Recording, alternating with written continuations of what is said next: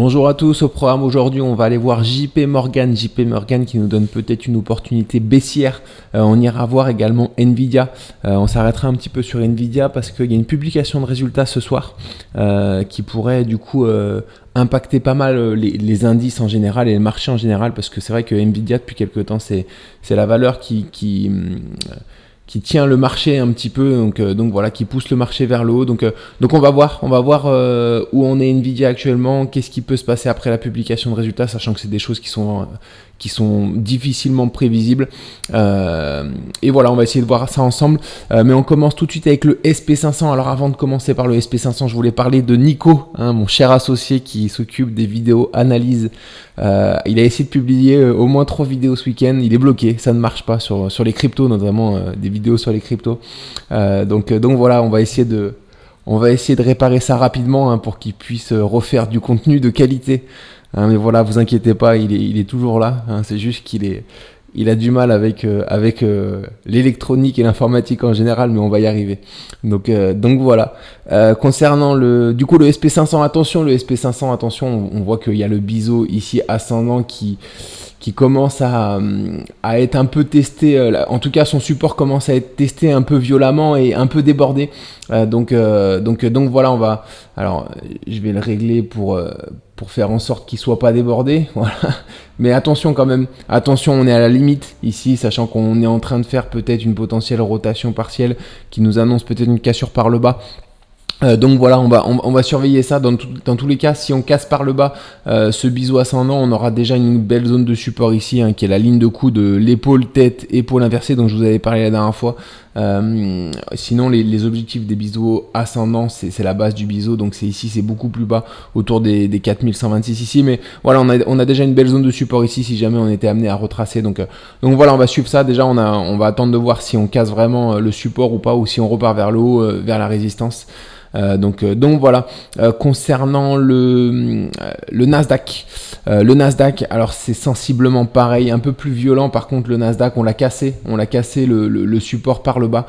Donc attention, le Nasdaq aussi, on peut revenir sur ces niveaux là si jamais on cassait ce biseau. Après si vraiment dans le pire des cas, on a quand même 60% de chance de revenir à la base du biseau, qui sont les 14100 qui sont ici. Donc voilà, je pense pas qu'on revienne si bas. À mon avis, si jamais on casse ce biseau par le bas, on est susceptible déjà de faire une tête-épaule ici, de rebondir sur ce niveau-là avant de repartir vers le bas. Donc voilà, déjà si on rebondit ici, ce sera voilà, à voir comment on réagit ici, mais je pense qu'il y a de bonnes chances de rebondir déjà dans cette zone-là si jamais on casse le biseau par le bas. Concernant du coup la paire du jour, Form Factor. Alors forme, elle est belle et elle est intéressante. On est dans un canal ascendant ici, on arrive sur un double top ici. Donc voilà, j'ai anticipé une correction ici, sachant que on a une belle épaule à la fois sur le haut de la résistance ici de ce canal ascendant, et à la fois au niveau du top qui représente finalement le double top avec ici. Donc voilà, donc elle était très baissière cette action. Donc j'ai chopé un retournement ici en haut de la deuxième épaule. Voilà, on est vite parti vers le bas, on est autour des R2,5 en ce moment. J'ai sécurisé un petit peu la position en rebaissant mon stop loss, parce que c'est vrai qu'on part fort vers le bas. Donc voilà, mais pour le moment je vois pas vraiment de rebond sur cette action. Je pense qu'on va revenir atteindre la ligne de coup, à voir comment on réagit sur la ligne de coup, si on la casse vraiment par le bas ou si on rebondit légèrement. Donc voilà, je la vois bien en tout cas casser cette ligne de coup vers le bas. Peut-être pas rejoindre les objectifs de l'épaule tête-épaule, on verra ça, qui sont 29,90 qui sont ici. C'est une possibilité quand même, on peut aller rejoindre les objectifs, donc ça fera des beaux gains. On sera au-delà des R13 si on va rejoindre des objectifs et si on casse ce canal ascendant par le bas. Donc voilà, on va suivre ça en tout cas, mais on est content, on est bien dans le train pour cette action qui pourrait partir un petit peu sur une vague baissière, sur une jambe baissière. Donc à suivre. Le flop du jour, Mastercard. Alors, je suis hyper déçu pour Mastercard parce que j'étais super content. On avait pris. Alors Mastercard c'est 13 aussi, pour rappel. On est sorti de cet élargissement descendant à angle droit par le haut, ou de cet élargissement symétrique par le haut. On a fait une accélération haussière ici. On était en direction de l'objectif. Moi j'étais rentré ici sur le triangle symétrique. On va le voir, c'est en 1 heure que ça s'est passé. Voilà, on avait un beau triangle symétrique, il y avait un retournement ici, j'ai pris position ici, j'ai été déclenché rapidement. Donc voilà, on est parti rapidement vers le haut, ce qui fait que j'avais pu sécuriser la position, j'avais mis mon stop loss ici autour de R1,5 et malheureusement un gap baissier hier est venu nous sortir en négatif alors qu'on pensait être enfin voilà, obtenir un trade positif sur cette action. Voilà, un peu surpris et un peu déçu parce que c'est vrai que Nvidia, on le voit en daily ici, elle n'a pas vraiment l'habitude de faire des gaps baissiers comme ça. Nvidia, pardon, Mastercard. Il y en avait eu un ici, mais c'était sur une publication de résultats. Là, il n'y avait pas de publication de résultats. La prochaine, c'est le 25 avril. Donc voilà, il n'y avait pas forcément de raison de faire un gap dans ce sens-là. Mais bon, on l'a fait, c'est comme ça. Ça arrive et puis ça peut arriver dans le bon sens des fois aussi. Donc voilà, cette fois, c'est dans le mauvais sens, malheureusement. Donc un trade négatif sur Mastercard, un peu déçu sur Mastercard. Je voulais vous montrer aussi Nvidia que j'avais pris à la hausse il y a quelques temps, je vous en avais parlé. Je l'avais prise ici. Alors je suis sorti ici en léger négatif. Je suis sorti avant cette séance là. J'ai mis mon ordre stop ici parce qu'il y a une publication de résultats ce soir, comme je vous le disais. Donc j'ai l'habitude avant les publications de résultats de sortir 2 jours avant parce que souvent la journée d'avant il y a déjà un petit peu de volatilité. Il y a beaucoup d'intervenants qui prévoient un petit peu à l'avance les résultats ou qui anticipent en tout cas. Donc voilà, et j'ai bien fait parce qu'hier on a fait une grosse séance baissière encore. Donc voilà, alors là je vous ai mis une nouvelle grille de R parce que j'étais prêt à la prendre en short. Mais je vais pas la prendre comme il y a publication de résultats ce soir, sinon ce serait trop dangereux parce que après les publications de résultats, il y a souvent des gros écarts soit à la baisse soit à la hausse. Donc certes, s'il y a un écart à la baisse, les gains sont importants, mais s'il y a un écart à la hausse, ça peut être aussi des pertes importantes. Donc ça vaut pas le coup de s'exposer à ce genre de variation de portefeuille quand on n'a pas besoin. Donc voilà.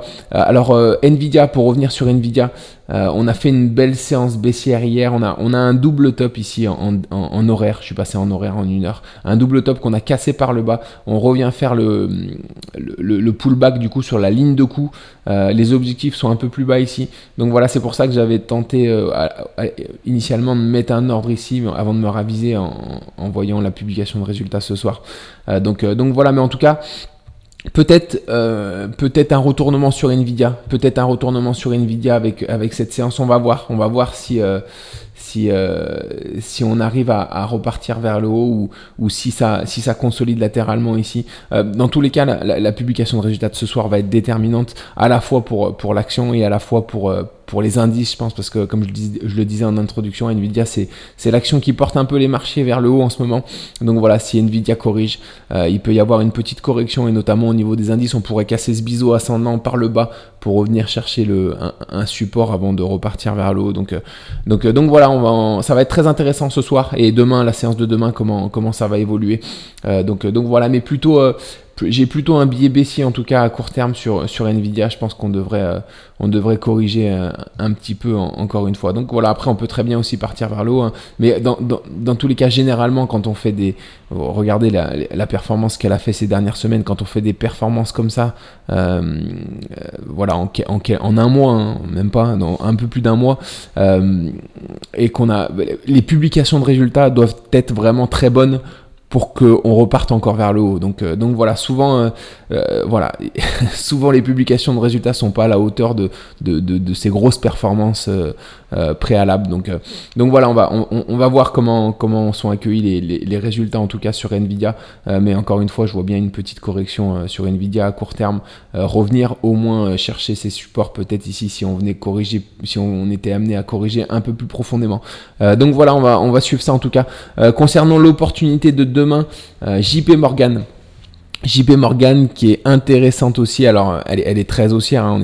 Je rentre à la baisse dessus. Alors c'est pas très malin de rentrer à la baisse sur des actions qui sont hyper haussières comme ça, mais voilà, j'anticipe peut-être une mauvaise news un mauvais accueil des résultats sur Nvidia qui pourrait faire en sorte que les marchés corrigent généralement à la baisse. Donc voilà, ici on voit qu'en daily on est sur un biseau ascendant. Ici on a un retournement en horaire, je vous le passe, je vais vous le montrer en horaire. Voilà, on a un retournement en horaire horaire, donc ici même en moins qu'en horaire, je pense, ici ça doit être en 10 minutes, donc voilà, en tout cas j'ai mis un ordre ici sur le retournement. Je pense que si on casse cette résistance ici, on partira fortement vers le bas, enfin on ira au moins chercher le support de ce biseau ascendant en daily, donc voilà, je vais m'exposer en tout cas sur JP Morgan à une petite baisse, parce que tout simplement il faut que j'équilibre aussi mon portefeuille, sachant que je suis pas mal engagé à la hausse, donc s'il y a une correction, il faut pouvoir se protéger et puis voir les opportunités éventuellement baissières qui peuvent intervenir. Donc voilà, c'est cas pour moi pour JP Morgan qui pourrait venir revoir peut-être ces niveaux un peu plus bas autour des 165, ce qui nous ferait déjà une belle performance autour des R5, R6 si jamais on cassait ce biseau par le bas. On va suivre ça ensemble en tout cas. Du coup, c'est tout pour moi aujourd'hui. Je vous souhaite une excellente journée. On se retrouve demain matin pour le bilan de la journée du jour. À très vite, bonne journée à tous.